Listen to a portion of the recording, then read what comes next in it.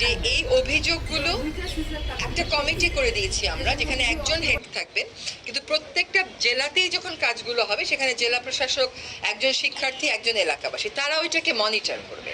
এটা যেন তারা নিয়মিত করে।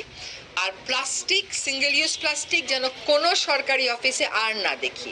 এখনো সরকারি অফিসে গাড়িতে উঠলে গাড়ির মধ্যে প্লাস্টিকের বোতলটা থাকে, এখনো প্লাস্টিকের ফোল্ডারটা থাকে, এটা অভ্যাস হয়ে গেছে।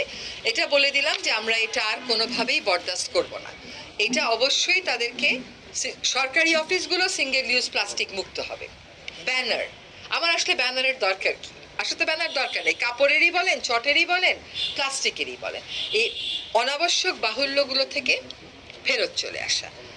এবং তিস্তার ব্যাপারে যদি এখন একটু আরেকটা কথা যেটা বলা হয়েছে যে প্লাস্টিক ওনাদের ওখানে যেখানে প্রোডাকশন হয়, আপনারা জানেন যে চকবাজারে দুইবার দুটো অনেক একটা খুবই অনাকাঙ্ক্ষিত ঘটনা ঘটেছে এবং আমাদের কর্মকর্তাদেরকে তাদের গায়ে হাত তোলা হয়েছে। এই প্রথমবারের মতন আমরা কিন্তু অপরাধীদেরকে ধরেছি।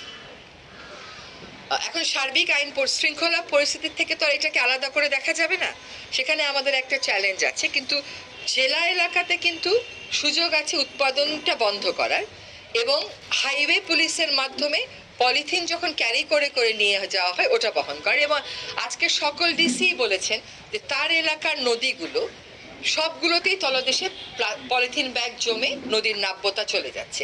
কাজে এটা একটা সিরিয়াস ব্যাপার। তিস্তার ব্যাপারে কথাটা হলো যে অনেকগুলো কথাই আসলে জনসমক্ষে তথ্য দেয়া হয় না বলে কতগুলো ভ্রান্ত ধারণার ভিত্তিতে, যেমন মহাপরিকল্পনা বাস্তবায়ন করে, মহাপরিকল্পনাই তো নেই, কোথা থেকে বাস্তবায়ন করব?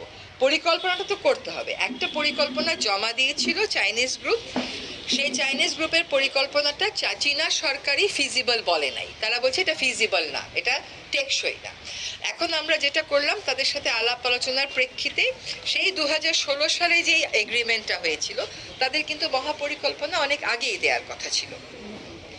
আমরা এখন ওইটা আবার 2 বছরের জন্য এক্সটেন্ড করলাম 2026 ডিসেম্বরে।